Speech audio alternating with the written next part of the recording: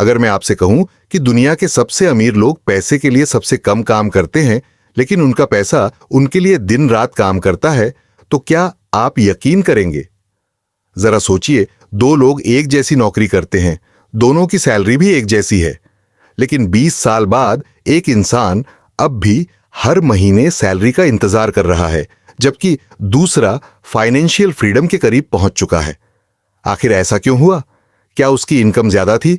क्या वह कोई जीनियस था? या फिर उसे पैसे का ऐसा सीक्रेट पता था जो ज्यादातर लोगों को कभी समझ ही नहीं आता?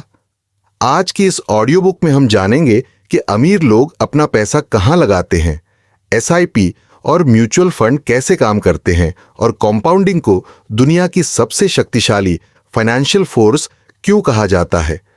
लेकिन उससे पहले, अगर आप मनी, बिजनेस और life changing Hindi audio books पसंद करते हैं तो बिलियनेयर मांट्रा को अब भी सब्सक्राइब कर लीजिए और कमेंट में लिखिए माय मनी विल ग्रो, क्योंकि मैं जानना चाहता हूं कि इस वीडियो को देखने वाले कितने लोग सिर्फ पैसा कमाना नहीं बल्कि अपने पैसे को समझदारी से बढ़ाना भी चाहते हैं। एक छोटी सी बात, यह वीडियो केवल शिक्षा और सामान्य जानकारी के उद्देश्य से बनाया गया है। इसे किसी भी प्रकार की निवेश सलाह न समझे। तो आइए शुरू करते हैं उस सफर को जो शायद पैसे के बारे में आपकी सोच हमेशा के लिए बदल दे। अध्याय 1, अमीर और गरीब की सोच में सबसे बड़ा अंतर। दोस्तों, अगर मैं आपसे पूछूं कि अमीर बनने के लिए सबसे जरूरी चीज क्या है, तो शायद आपका जवाब होगा ज्यादा पैसा कमाना।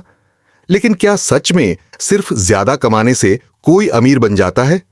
जरा सोचिए, अगर सिर्फ मेहनत करने से लोग अमीर बनते तो दुनिया का हर मजदूर करोड़पति होता। लेकिन ऐसा नहीं है। असली अंतर मेहनत में नहीं बल्कि सोच में होता है। आइए एक छोटी सी कहानी समझते हैं। दो दोस्त थे, आरव और कबीर। दोनों की नौकरी एक ही कंपनी में लगी। दोनों की सैलरी हर महीने 50,000 रुपए थी। दोनों के सपने भी लगभग एक जैसे थे, अच्छा घर, खुशहाल परिवार और आर्थिक आजादी। पहली सैलरी मिलते ही आरव ने नया मोबाइल खरीदा, महंगे कपड़े खरीदे और दोस्तों के साथ घूमने निकल गया। उसे लगा कि कमाई का असली मजा यही है। दूसरी तरफ कबीर ने भी अपनी जरूरतें पूरी की, लेकिन उसने अपनी कमाई का एक हिस्सा भविष्य के लिए अलग रख दिया। उसने सोचा, आज थोड़ा कम खर्च कर लूंगा, लेकिन मेरा पैसा भविष्य में मेरे लिए काम करेगा। शुरुआत में दोनों की जिंदगी बिल्कुल एक जैसी दिखती थी, लेकिन समय बीतता गया। 5 साल बाद भी आरव हर महीने सैलरी का इंतजार करता था। वहीं कबीर धीरे धीरे अपनी बचत और निवेश बढ़ाता जा रहा था। 10 साल बाद दोनों फिर मिले। आरव अब भी पैसे के लिए काम कर रहा था, लेकिन कबीर का पैसा भी उसके लिए काम करना शुरू कर चुका था। यही अमीर और गरीब की सोच का सबसे बड़ा अंतर है। गरीब लोग पहले खर्च करते हैं और जो बच जाए उसे बचत कहते हैं, जबकि अमीर लोग पहले अपने भविष्य के लिए पैसा अलग रखते हैं, फिर बाकी पैसों से अपनी जिंदगी चलाते हैं। याद रखिए, इनकम आपको जिंदगी चलाने में मदद करती है, लेकिन इन्वेस्टमेंट आपका भविष्य बनाता है। अब सवाल यह है, अगर कोई व्यक्ति शेयर मार्केट का एक्सपर्ट नहीं है, तो क्या वह भी अपने पैसे को समझदारी से बढ़ा सकता है? क्या कोई ऐसा तरीका है जिसे एक बिगिनर भी आसानी से समझ सके? यही जानेंगे अगले अध्याय में, जहां हम म्यूचुअल फंड की पूरी कहानी बेहद आसान भाषा में समझेंगे। अध्याय 2, म्यूचुअल फंड क्या है? सबसे आसान भाषा में अब तक आपने समझ लिया कि अमीर लोग सिर्फ पैसा कमाने पर ध्यान नहीं देते, बल्कि उसे समय के साथ बढ़ाने की भी कोशिश करते हैं। लेकिन सवाल यह है कि अगर किसी व्यक्ति को शेयर मार्केट की जानकारी नहीं है, तो क्या वह भी निवेश कर सकता है? जवाब है हां, और यहीं से शुरू होती है म्यूचुअल फंड की कहानी। मान लीजिए एक शहर में 100 लोग रहते हैं। हर व्यक्ति चाहता है कि उसका पैसा समय के साथ बढ़े, लेकिन किसी के पास कंपनियों का विश्लेषण करने का समय नहीं है और किसी के पास इतना अनुभव नहीं है कि वह सही निवेश चुन सके। अब सोचिए, अगर ये 100 लोग अपना अपना थोड़ा थोड़ा पैसा एक जगह जमा करें और उस पूरे पैसे को एक अनुभवी टीम अलग अलग निवेश विकल्पों में लगाए, तो क्या होगा? यही सिद्धांत म्यूचुअल फंड के पीछे काम करता है। म्यूचुअल फंड में कई लोगों का पैसा एक साथ इकट्ठा किया जाता है। फिर उस फंड को अनुभवी फंड मैनेजर्स तय रणनीति के अनुसार अलग अलग कंपनियों और अन्य निवेश विकल्पों में निवेश करते हैं। इसका सबसे बड़ा फायदा यह है कि आपका पूरा पैसा सिर्फ एक ही कंपनी पर निर्भर नहीं रहता। इसे डाइवर्सिफिकेशन कहा जाता है। इसका उद्देश्य जोखिम को पूरी तरह खत्म करना नहीं, बल्कि उसे कम करने की कोशिश करना होता है। लेकिन एक बात हमेशा याद रखिए, म्यूचुअल फंड कोई जादुई मशीन नहीं है और न ही यह रातों रात अमीर बनने का तरीका है। इसमें भी बाजार से जुड़े जोखिम होते हैं और रिटर्न की कोई गारंटी नहीं होती। यही कारण है कि अनुभवी निवेशक सिर्फ सही निवेश नहीं चुनते, बल्कि सही आदत भी बनाते हैं। इस आदत का नाम है SIP, यानी सिस्टमैटिक इन्वेस्टमेंट प्लान। SIP का मतलब है कि आप अपनी क्षमता के अनुसार नियमित अंतराल पर एक तय राशि निवेश करते हैं। इससे आपको हर बार मार्केट का सही समय ढूंढने की जरूरत नहीं पड़ती। आप धीरे धीरे निवेश करने की आदत बना लेते हैं और कई बार जिंदगी बदलने वाली सबसे बड़ी चीज कोई बड़ा फैसला नहीं, बल्कि एक छोटी सी अच्छी आदत होती है। लेकिन क्या सिर्फ SIP शुरू कर देने से ही वेल्थ बन जाती है, या इसके पीछे कोई ऐसी ताकत छिपी है जो समय के साथ छोटे छोटे निवेश को भी बड़ा बना सकती है? यही जानेंगे अगले अध्याय में, जहां हम समझेंगे कंपाउंडिंग की असली ताकत। अध्याय 3, कंपाउंडिंग, समय की सबसे बड़ी ताकत। अब तक आपने SIP और म्यूचुअल फंड को समझ लिया, लेकिन एक सवाल अब भी बाकी है। आखिर ऐसा क्या है जो छोटे छोटे निवेश को समय के साथ बड़ी वेल्थ में बदल सकता है? इसका जवाब है कंपाउंडिंग। कंपाउंडिंग का मतलब है कि आपका पैसा सिर्फ बढ़ता ही नहीं, बल्कि उस पर होने वाली कमाई भी आगे चलकर कमाई करने लगती है। यही वजह है कि कई अनुभवी निवेशक समय को पैसे से भी ज्यादा महत्वपूर्ण मानते हैं। इसे एक आसान उदाहरण से समझते हैं। मान लीजिए आपने आज एक छोटा सा पौधा लगाया। अगले दिन वह पेड़ नहीं बन जाएगा। एक महीने बाद भी शायद उसमें बहुत ज्यादा बदलाव न दिखे, लेकिन अगर आप उसकी देखभाल करते रहें, उसे समय दें और धैर्य रखें, तो कुछ सालों बाद वही पौधा एक विशाल पेड़ बन जाएगा। निवेश भी बिल्कुल ऐसा ही होता है। दो दोस्त थे, रोहन और अर्जुन। दोनों ने तय किया कि वे अपने भविष्य के लिए नियमित निवेश करेंगे। रोहन ने बिना ज्यादा सोचे शुरुआत कर दी। अर्जुन हर बार कहता रहा, अभी नहीं, अगले महीने शुरू करूंगा। यह अगला महीना कई सालों में बदल गया। जब दोनों ने पीछे मुड़कर देखा तो रोहन के पास सिर्फ ज्यादा पैसा नहीं था, बल्कि उसके पास समय का सबसे बड़ा फायदा भी था। अर्जुन को तब समझ आया कि सबसे बड़ी गलती कम निवेश करना नहीं थी, बल्कि देर से शुरुआत करना था। यही कारण है कि अनुभवी निवेशक मार्केट का परफेक्ट टाइम ढूंढने से ज्यादा लंबे समय तक निवेशित रहने पर भरोसा करते हैं, क्योंकि वे जानते हैं कि कंपाउंडिंग को अपना जादू दिखाने के लिए समय चाहिए। लेकिन इसका मतलब यह बिल्कुल नहीं है कि निवेश में कोई जोखिम नहीं होता। बाजार ऊपर भी जाता है और नीचे भी आता है। इसलिए किसी भी निवेश का निर्णय हमेशा अपनी समझ, लक्ष्य और जोखिम क्षमता के अनुसार लेना चाहिए। याद रखिए, कंपाउंडिंग कोई जादू नहीं है। यह अनुशासन, धैर्य और समय का परिणाम है। लेकिन अगर कंपाउंडिंग इतनी शक्तिशाली है, तो फिर ज्यादातर लोग वेल्थ क्यों नहीं बना पाते? वे कौन सी गलतियां वो करते हैं जो उनके फाइनेंशियल गोल्स के बीच सबसे बड़ी रुकावट बन जाती है? यही जानेंगे अगले अध्याय में। 7 मनी मिस्टेक्स जो लोगों को अमीर बनने से रोक देती हैं। अध्याय 4, 7 मनी मिस्टेक्स जो लोगों को वेल्थ बनाने से रोक देती है। अगर कंपाउंडिंग इतनी शक्तिशाली है, तो फिर हर इंसान फाइनेंशियल फ्रीडम क्यों नहीं हासिल कर पाता? इसका कारण पैसा नहीं, बल्कि हमारी फाइनेंशियल हैबिट्स हैं। आइए जानते हैं ऐसी 7 गलतियां जो ज्यादातर लोग अनजाने में करते हैं। पहली गलती, कमाई से पहले खर्च की योजना बनाना।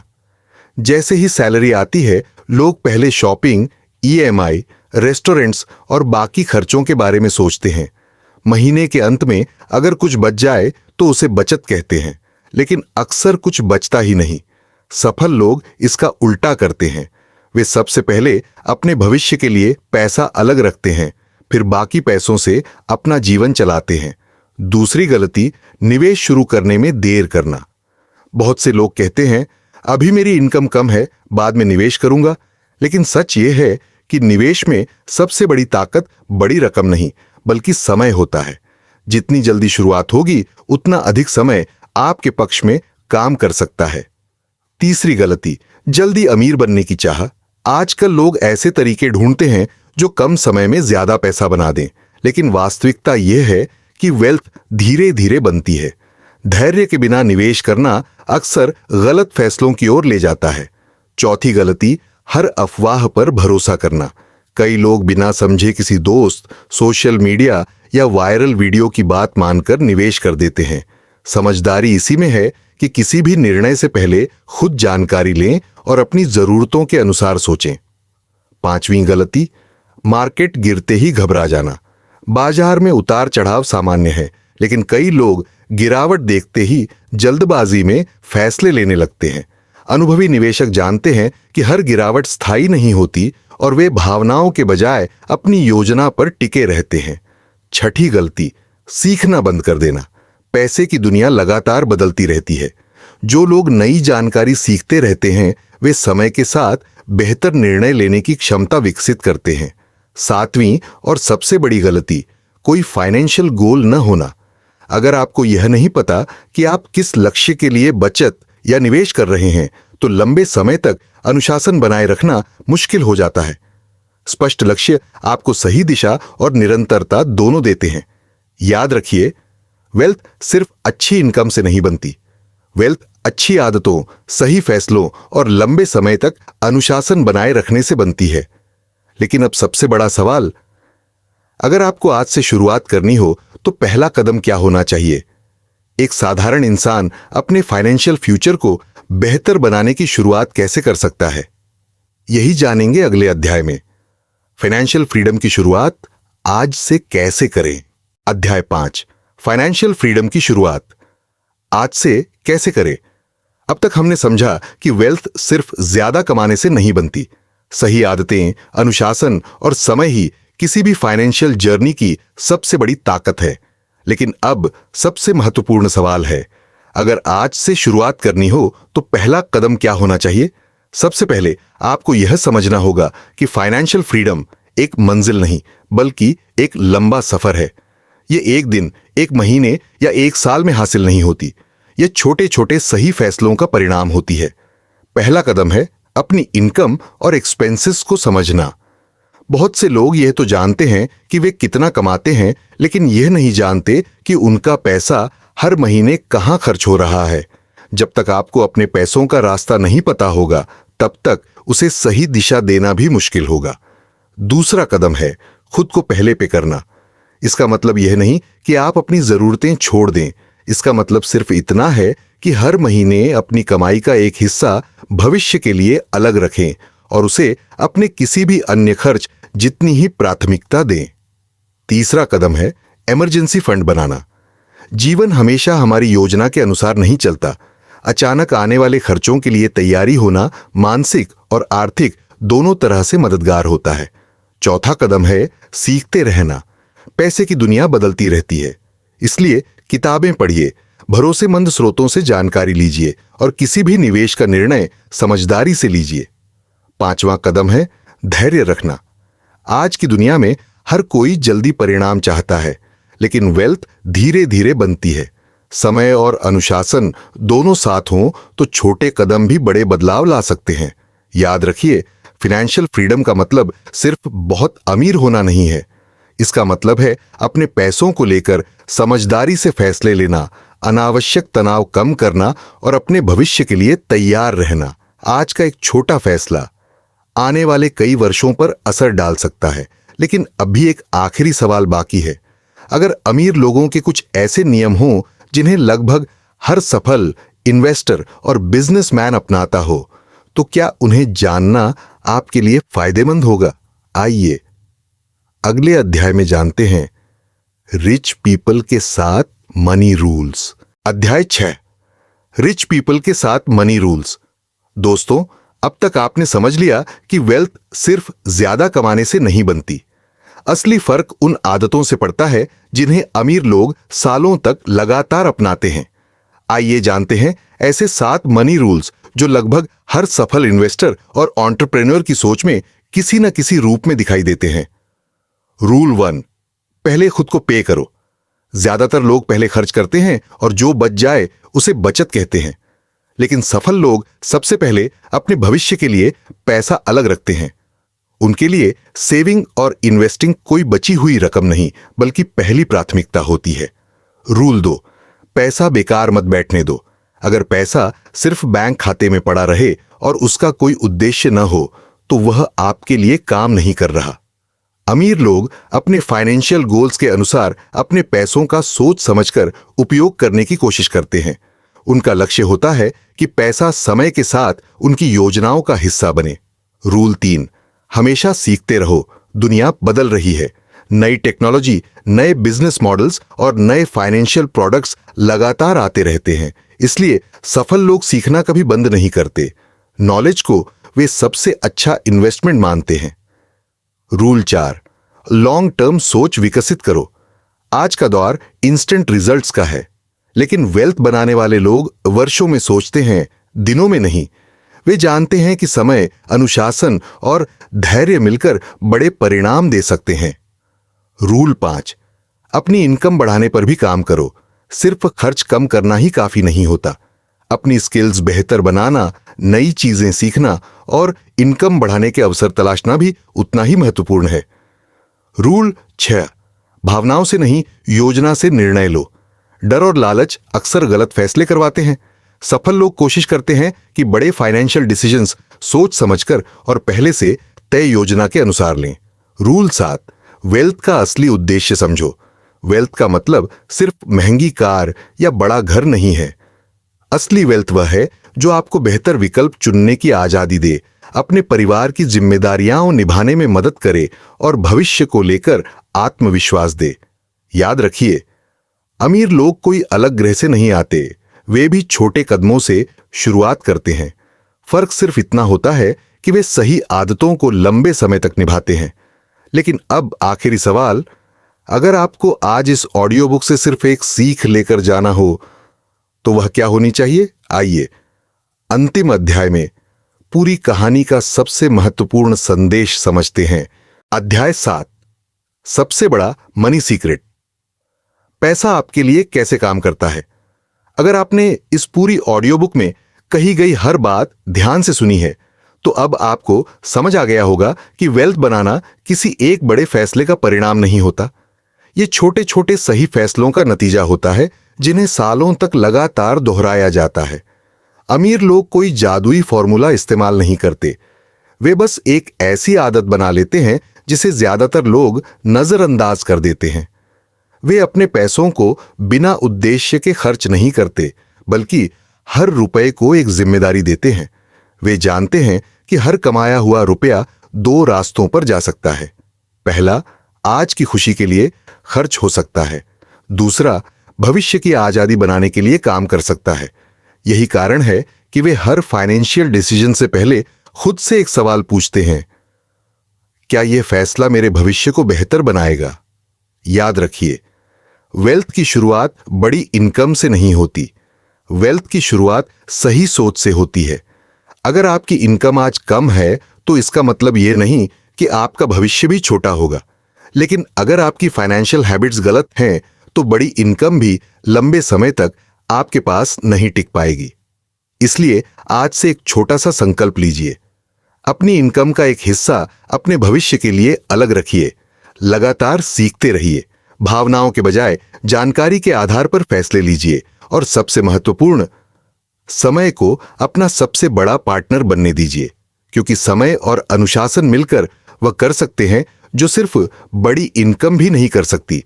दोस्तों, इस ऑडियो बुक का सबसे बड़ा संदेश सिर्फ इतना है, पैसा कमाना एक स्किल है, लेकिन पैसे को संभालना और उसे बढ़ाना एक हैबिट है। और अक्सर स्किल आपको नौकरी दिलाती है, लेकिन हैबिट आपको फाइनेंशियल फ्रीडम की ओर ले जाती है। अगर आपको आज की यह ऑडियो बुक पसंद आई हो और इससे कुछ नया सीखने को मिला हो तो वीडियो को लाइक जरूर करें। कमेंट में लिखिए फाइनेंशियल फ्रीडम स्टार्ट्स टुडे, ताकि मुझे पता चले कि आपने आज सिर्फ एक वीडियो नहीं देखा, बल्कि अपने भविष्य के लिए एक नया कदम उठाया है। और अगर आप ऐसी ही बिजनेस स्टोरीज, मनी लेसन्स और life changing Hindi audio book सुनना चाहते हैं तो बिलियनियर मंत्र को सब्सक्राइब करना बिल्कुल न भूलें। मैं आपसे फिर मिलूंगा एक और ऐसी कहानी के साथ जो आपकी सोच बदल सकती है। धन्यवाद।